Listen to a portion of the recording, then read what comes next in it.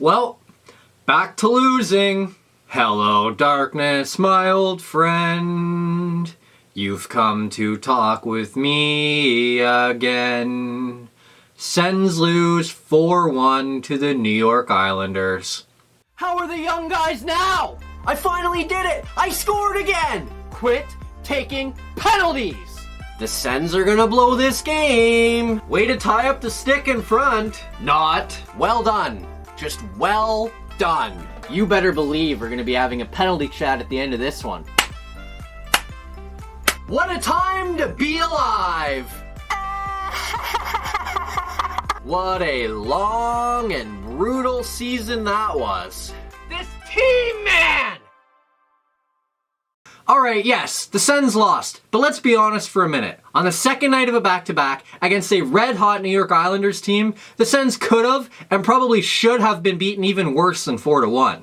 The Sens weren't awful last night, but they weren't exactly world beaters either. The Islanders weren't exactly great themselves as they kind of just sleptwalked through the game, so Ottawa was kind of lucky in that regard. Wasn't exactly a great effort by either team, it was kind of just blasé. But the game was just 2-1 going to the third, so at least there was a little bit of entertainment value from the fact it was a close game. You've got to give them some credit. That was their first back-to-back of this season, and they actually fared okay. As always though, let's kick things off with lineup changes.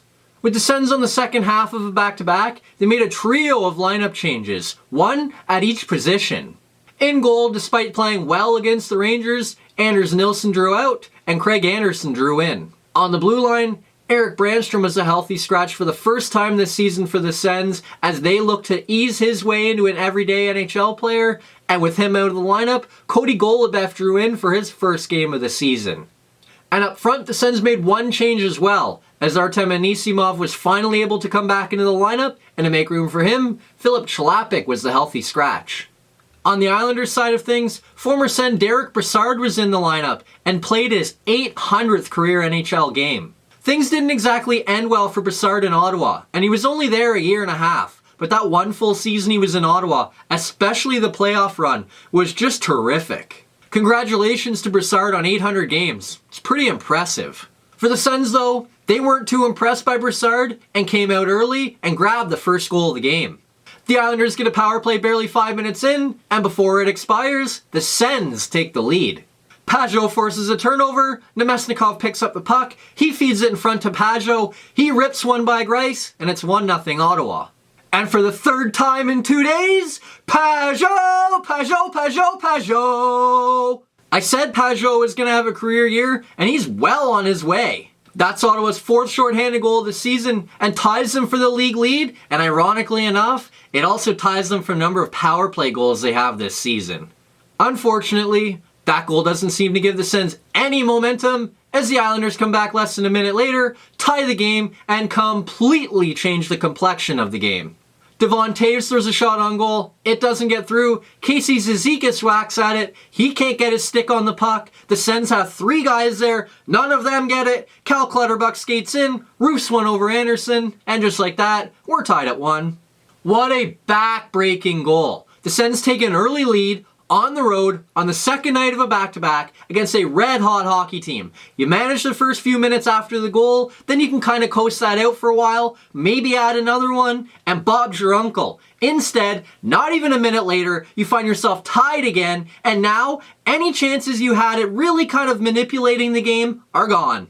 Maybe this is my pessimism coming out, but honestly, when Ottawa scored to take a lead, I thought, you know what, alright, this could be a good night. As soon as Clutterbuck scored, I thought, game over, Ottawa's gonna lose. And I hate being right, but sure enough, I was right. You just can't be giving up goals like that, especially in this case where it was completely preventable. You had 3 guys in front of the net. Somebody get your stick on it and even knock it to the corner. Just don't let it sit in front of your goal like that. Actually, here's the goal. If you pause it at the exact moment Clutterbuck shot the puck, there's 4 Sens in front of the net and only 2 Islanders.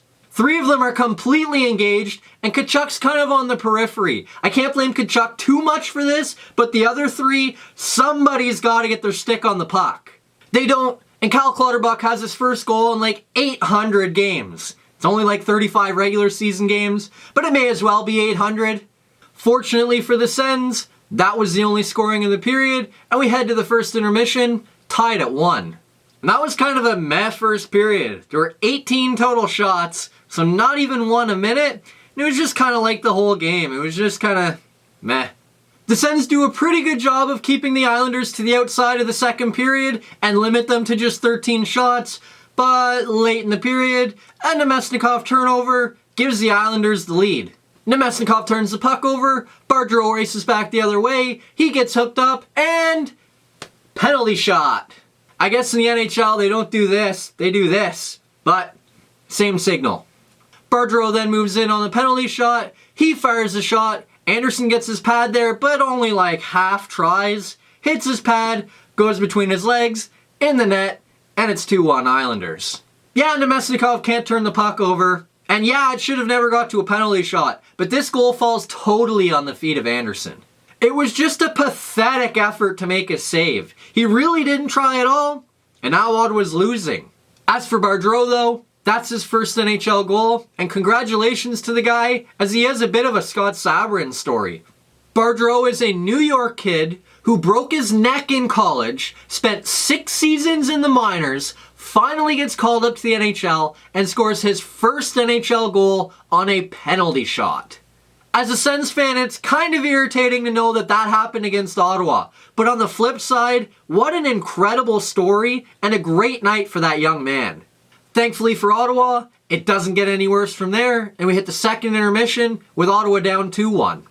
Unfortunately for the Sens, in the third period, the Islanders lull them to sleep and then run away with the game. With the Sens on the power play, at exactly the midway mark of the period, Cal Clutterbuck gets the puck, looks around and says, "Hey, none of the Sens are chasing me." Ottawa then lazily goes off on a line change. Nobody shows any urgency for the puck. Clutterbuck carries it all the way down the ice, feeds Zizekas, he beats Anderson, and it's 3-1 Islanders.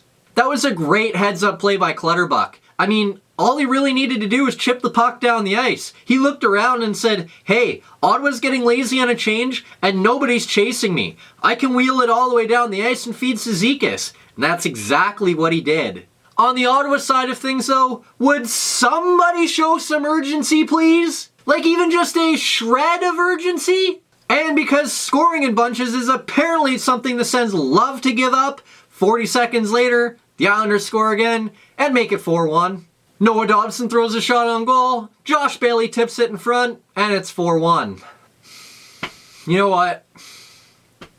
It is what it is. I mean, Hainsey at least tried to stick check Bailey. He still got his stick on it, so there wasn't a whole heck of a lot more that Hainsey could have done. There was absolutely nothing Andy could have done. Thankfully, that's how the game ends, and the Sens lose 4-1. That gives the Islanders their 10th win in a row, and Ottawa their 10th loss of the season. It was a bit of a disappointing way to end what was a decent effort from the Sens. But you know what? It is what it is. Ottawa's not expected to do well, the Islanders are red hot, and it was the second night of a back-to-back. If Ottawa was going to fall apart, it was always going to be in the third period last night, and that's exactly what happened. As always though, let's get into good news, bad news. The Sens forced 16 Islanders turnovers last night, and that is the good news. While the Sens weren't exactly able to do a whole lot with those turnovers, the fact of the matter is they were forcing those turnovers. That may not do the Sens a whole lot of good right now, but if they continue to force turnovers, it's going to lead to more scoring chances, and in the future, it will work out in Ottawa's favor. They did a pretty good job of forcing Islanders turnovers last night, and that is the good news. Now, for the bad news. I predicted before the season that Anders Nilsson would be the Sens starting goalie by year's end, and not necessarily because of strong play. Well, here we are 14 games into the season, and Craig Anderson just doesn't have it. And that is the bad news. Andy wasn't awful last night. In fact, he was far from it, but he wasn't great. And the truth is, in most games this season, Andy's been okay, but he always seems to give up at least a couple goals that he really shouldn't give up. Last night, that second goal was a huge backbreaker, and one that Andy really should have had. It honestly looked like he was only half trying on the play. I don't know if he decided before the shot that he wasn't going to give a full effort because he was upset with his teammates for giving up the penalty shot, but whatever it was just a poor effort. It was just an awful goal, and it really took any chance the Sens had of coming back in the game completely away. Andy hasn't been good enough when the Sens have needed him this year, and that is the bad news. Next up, the Sens return home following their 3-game road trip and welcome the Los Angeles Kings to the Canadian Tire Center. The contest will be the first of 2 meetings on the season between the two teams, and coming into this season, the Sens have the upper hand in the head-to-head play, as they won both games against the Kings last season and outscored them 9-2 in those 2 wins. And so far this season, neither one of the two teams have been very good either, as the Kings are 29th in the league and the Sens are 30th. This is a chance for the Sens to beat up on a bad team. Let's hope they do it. That does it for this video. Hit like if you liked it, subscribe to the channel if you haven't already, share it with your friends, and today's question of the day is, with the way Andy's been playing, is it time the Sens announce Anders Nilsson as their starting goaltender moving forward? Let me know what you think down below, and we'll see you Thursday night when the Sens host the Los Angeles Kings.